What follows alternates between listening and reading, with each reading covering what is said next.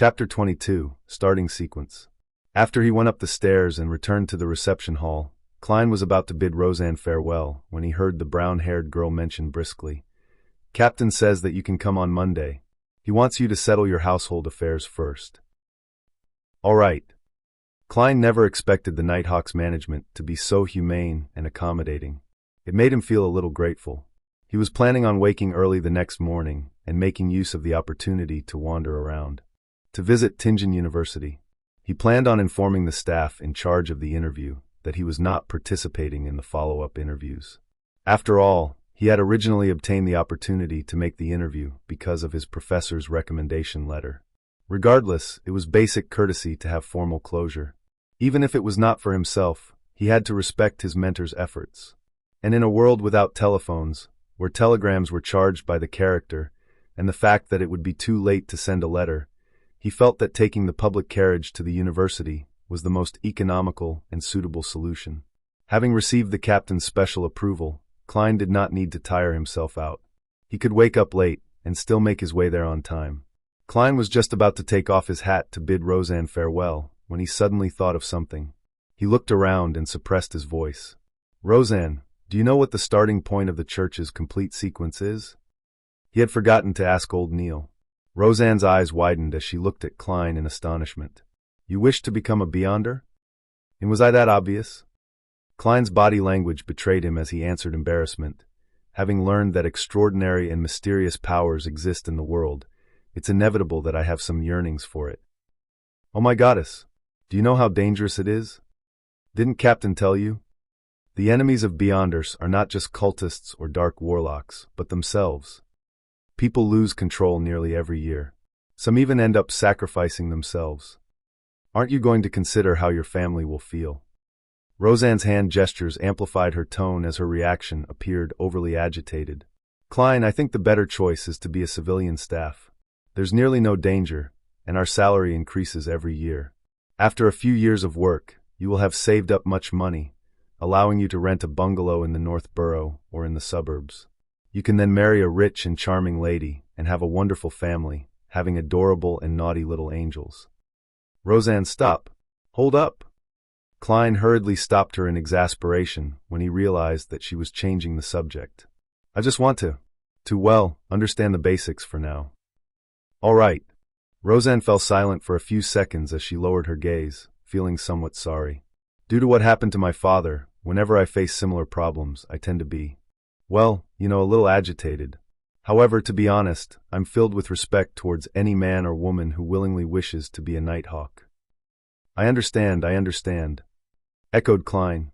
Roseanne blinked her light brown eyes and added, "My father once said that one should never think that they can resolve hidden risks or combat danger by simply becoming more powerful or a higher sequencer. In fact, it's the opposite. They will encounter more terrifying matters. When facing the unknown or a terrifying existence, death and insanity are the only two outcomes." He ended up sacrificing himself 2 weeks after saying that. "Klein, don't look at me with pity. My life is great now, really great. It's only right to feel fear towards these matters. I only want to know the basics." Klein repeated his previous reply, not sure whether he should laugh or cry. "Captain explained it more clearly than you. And even if I do not become a Beyonder, I have already encountered something extraordinary." "All right," said Roseanne ruminatively. "I've heard Captain's and old Neil's conversation before. As extraordinary creatures are declining or going extinct, few high sequencers exist in this era. It's already very impressive to become a Beyonder. Combining our Tingen city and the suburbs, there are hundreds of thousands of people, or maybe even more. Yet, there are only about 30+ Beyonders. Well, it's just my guess. I'm not counting the cultists and dark warlocks who hide in the dark." Without waiting for Klein's reply, she seemed to regain her vibrancy as she clenched her fist and brought it to her chest. "And among these 30+ Beyonders, most of them are at Sequence 9. It seems I've gone off topic." "It's okay. That was something I wanted to know as well." Klein wished that Roseanne could be like her usual self, revealing more information as she rambled on. "Anyways, it's already very, very impressive to become a Beyonder." Roseanne repeated herself. "The starting sequence of our church's complete sequence is sleepless. Sequence 9, sleepless." "Indeed." Klein nodded as he watched Roseanne, finding it hard to stop herself from describing in detail. You should be able to guess from the name. A sleepless is someone who does not need to sleep at night. 3 to 4 hours of rest in the day would be sufficient. Man, I'm so envious. No, not at all.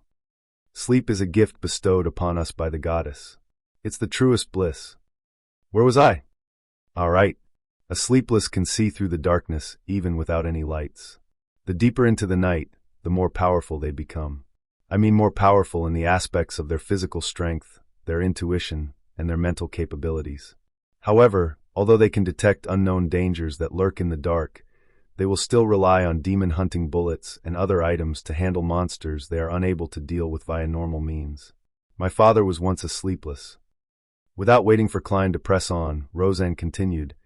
After that, it's Sequence 8's Midnight Poet, and one level higher is Sequence 7's Nightmare. Nightmare? Klein instantly recalled that Dunn Smith had guided his dreams. He asked as a confirmation, Captain? You know about it? Roseanne's mouth nearly turned into an O shape. Captain once entered my dream. Klein glanced around as he lowered his voice once more. Got it. Roseanne was enlightened as she answered with a whisper. She picked up a coffee cup beside her and took a sip before saying wistfully, There are only 2 Sequence 7 Beyonders in our Tingen City's church. It's likely that Captain is one of them. Even if he goes to a large diocese like Backlund, he is still an impressive figure. Some deacons might not even be stronger than he is. So Captain is that impressive? Klein echoed with a smile. Frankly, Dunn Smith's appearance last night had left a deep impression on him. He had basically believed that Dunn was an extremely powerful Beyonder. Of course. Roseanne proudly straightened her back. In moments, the scatterbrainder said with a vexed expression, As for what's above Sequence 7, I have no idea. Among all the Nighthawks, perhaps only Captain will know. Then what about other starting sequences? The ones that aren't complete? Klein was satisfied as he changed the subject. It had to be said that Roseanne's description of Sleepless did match his imaginations and expectations of Beyonders. However, it was not the kind he wished to become. The perfect Sequence 9 was likely one that could study and grasp more knowledge of the mystery. By doing so, he could leverage on them to figure out the reason for his transmigration and lay the foundations of his future transmigration back. Roseanne thought for a moment before saying with a sigh, I'm not that interested in this aspect. I only know we have more than other churches. After all, the goddess is the mother of concealment. Well, there should be 2 or 3. Some of our teammates are cold and distant, making me fear them. They also have a strange smell to them. Some members. Well, I mean you should talk to old Neil. He knows a lot, as well as quite a number of interesting magical rituals. Let me think. He once mentioned his Sequence 9 title, which is also the name of the potion formula. Ah yes, it's called Mystery Prior. Quite a number of interesting magical rituals? Mystery Prior sounds very close to what I want. Klein was slightly delighted. In addition, I also know of the name of a Sequence 7, the kind that's incomplete. Roseanne said with a flaunting tone. She had just thought of it while recollecting. What is it? Klein was abnormally curious. In a world where high sequencers were scarce to the point of them possibly not existing, Sequence 7 was probably considered quite a potent force in the church. Roseanne revealed a sweet smile as she replied smugly, Spirit medium. Ma'am Daly? Asked Klein subconsciously. After his initial surprise, he realized that it was nothing unexpected. Only a Sequence 7 Beyonder could achieve such an impressive performance as a medium. Roseanne's eyes widened once again as she said in disbelief, How do you know of that too? I've met Ma'am Daly. Klein did not hide the matter. All right, said Roseanne with an envious tone. If I can become a spirit medium, one just like Ma'am Daly, then I'll be willing to be a Beyonder. No, I'll consider it carefully for 10 minutes. Yes, Ma'am Daly fulfills all my imaginations as a Beyonder, echoed Klein in a slightly exaggerated manner. Having fulfilled his goals, he chatted idly with Roseanne for a few minutes until he realized he was not getting any new information. He took off his hat and bowed before leaving.